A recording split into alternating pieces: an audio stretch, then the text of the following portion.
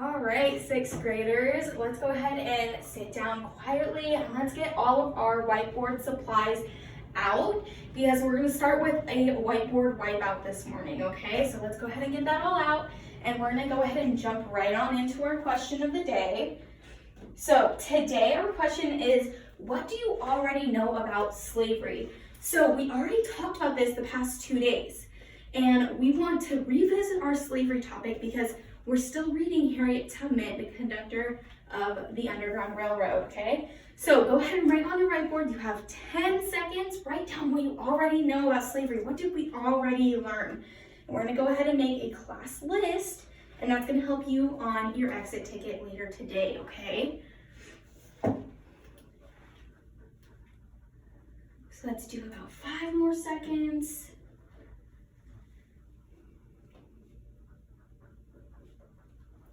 All right, 3, 2, 1. All right, let's go ahead and flip up those whiteboards. Let's make our class list.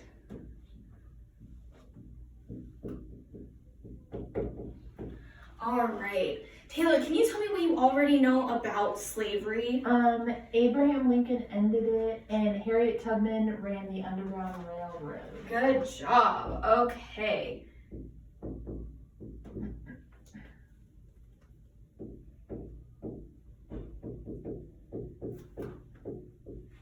And Harriet Tubman.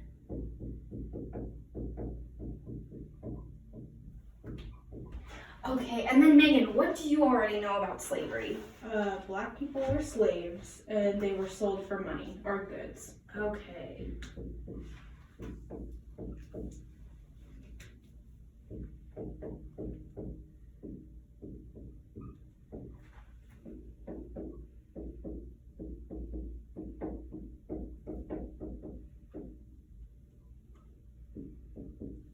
Okay, good job.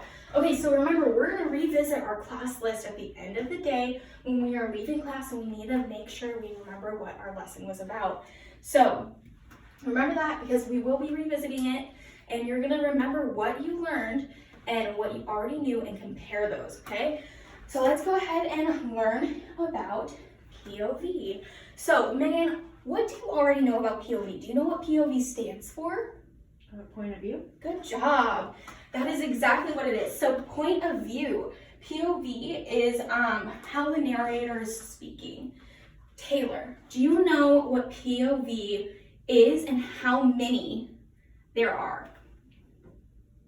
There are 3 different types. Good job. And it is the way the author writes. Good, exactly. That's what I just said, so I wanted to make sure you were listening. Okay, so first person point of view. That is when they're using the words I and we, and that's when they're talking about themselves. So that's when the story is being narrated by a character in the story, right? Second point of view is when the narrator is using, Megan, can you tell me what second point of view is? It's when the author uses you. Good job. And so that's when they're talking to you. So when the narrator is telling you, you did this, or you were here, okay?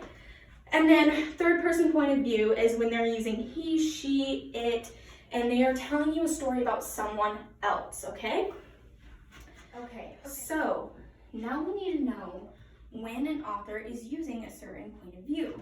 So when we're reading Harriet Tubman, how do we know if it's her story that is being narrated or someone else is telling their story, okay? So if Harriet Tubman is in first person point of view, who would be speaking, Taylor? Harriet Tubman. Correct. And so would she be telling you, this is what I'm doing, or would she say, this is what you're doing? This is what I'm doing. Good job, perfect. So it's exactly what we are learning. So who is speaking, who is telling you the story? So we're gonna go ahead and dive into our books. So go ahead and get your books out and we're gonna read chapter 16. We're only gonna read a little bit because we have a little bit of time, but I want you to really pay attention to who is narrating the story, right? Okay, so this is chapter 16. Be ready to step on board. In the fall of 1854, Harriet Tubman began to feel uneasy about 3 of her brothers, Benjamin, John, and William Henry, were still in Maryland, working on plantations where they had been hired out. She kept having dreams about them, vivid dreams in which she saw them sold and sent away in a chain gang. She decided to tell them that she was coming to Maryland that fall, so that they could be ready to go north with her. It would not be safe to communicate with them directly. She could not read or write, so she had her friend write a cryptic letter to a free Negro, Jacob Jackson, who lived near the plantation where 2 of her brothers worked. Jacob had an adopted son who had gone north to live. Harriet, though, thought that it would be perfectly natural and understandable if this son should write to his foster father, reporting about his health and inquiring about the family. She either did not know or had forgotten that the son, William Henry, had no brothers and no old folks, but Jacob would know that she meant for she had often provided shelter for him when she was in Dorchester County. Taylor, can you read this next paragraph starting at when? When the letter arrived in Bucktown, the postmaster opened it and read it. There was always a possibility that mail with a northern postmark might contain abolitionist propaganda, and when it was addressed to a free Negro, it was almost certain to contain objectionable material. Okay, Megan, can you read the next paragraph for me? This is what he found. Read my letter to the old folks and give my love to him, and tell my brothers to be always watching unto prayer. And when the good old ship of Zion comes along, to be ready to step on board. Signed, William Henry Jackson. Good job. All right, perfect. So we're going to stop there since we do have a better understanding of what the possible POV for this book is. So we will be reading the rest of this chapter and chapter 17 during our reading time this session, okay? So, Taylor, what words was the narrator using? She, they, them. Yeah, and did you hear that the author was also saying Harriet Tubman? Yeah, so they're telling Harriet Tubman's story, and they're telling them, the reader, how she did her thing, how she got people to the Underground Railroad, right? Or her brothers. All right, awesome.